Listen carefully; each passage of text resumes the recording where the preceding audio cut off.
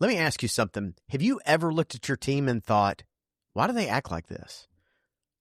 You think, why is the energy low? Why is the accountability missing? Why does it feel like nobody cares as much as you do? And here's the truth most leaders don't want to hear. Your team might not be the problem. They might just be the reflection. So listen, before we dive in, I want to make a quick announcement. We're launching a brand new series here on the Freedom Blueprint podcast called Freedom Fuel.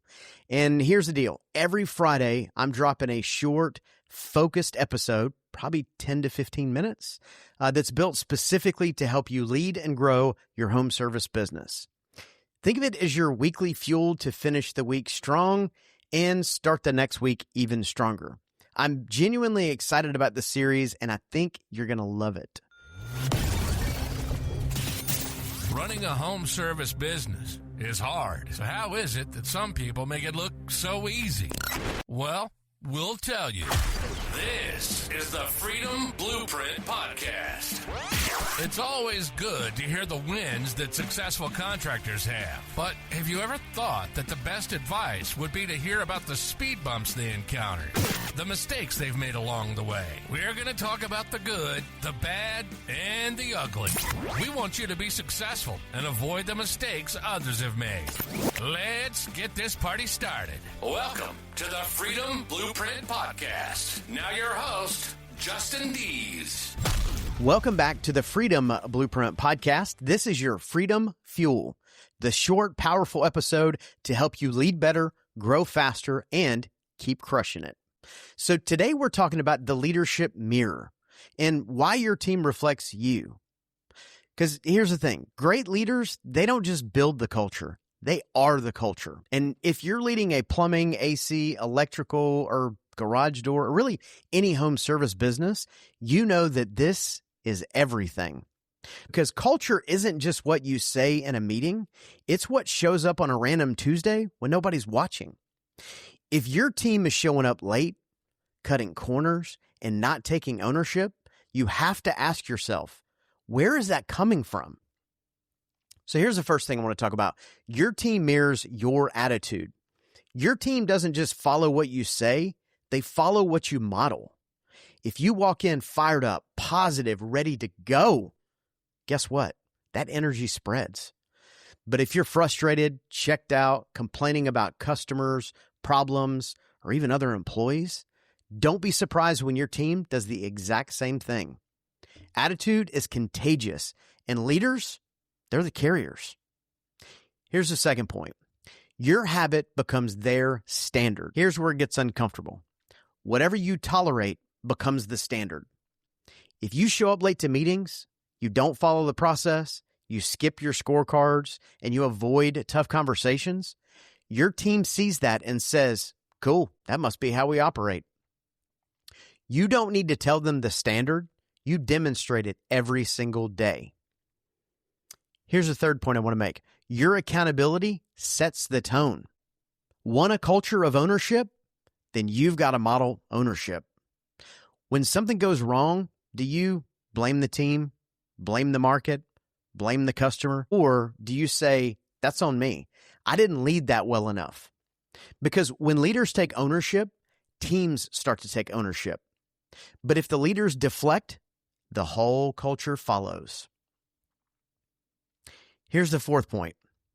If the culture is off, look in the mirror first. This is the part most people skip. They want to try to fix the team with new hires, new systems, maybe some new incentives, but they never fix the root, the leader. If your culture is off, ask yourself, where am I inconsistent? Where am I tolerating things I shouldn't? Where am I not showing up as the standard? Because culture problems are usually leadership problems in disguise. So, tell you a quick story. I remember working with a company where the owner was frustrated. His team wasn't following the process. They weren't using the tools. They weren't hitting their numbers. And as we dug into it, guess what we found? He wasn't following the processes either. He skipped meetings. He didn't track his numbers. He didn't track his team's numbers. He avoided accountability conversations. And the moment he changed, guess what? The team started changing. Now, not overnight, but consistently as he was doing that, his team saw it, they followed. Because leadership isn't taught, it's caught. So let's bring all this home. Your team mirrors your attitude, and your habits become their standards. Your level of accountability sets the tone. If you want to grow your business, if you want a team that's engaged and accountable and crushing it, you don't start with them. You start with you.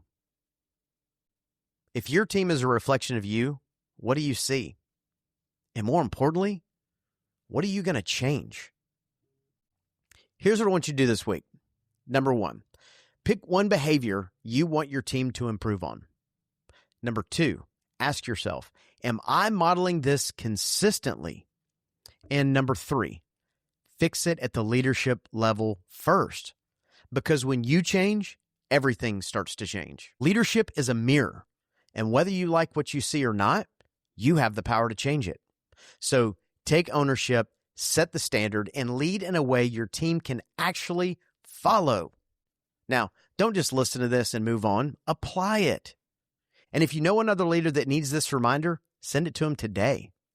Hey, listen, if this episode gave you value, I would be really grateful if you took 30 seconds and left a review. It helps other home service leaders find the show, and it means the world to me. So listen, thank you for joining me today on Freedom Fuel. Make sure to subscribe so you don't miss future episodes. And share this with fellow leaders who need it.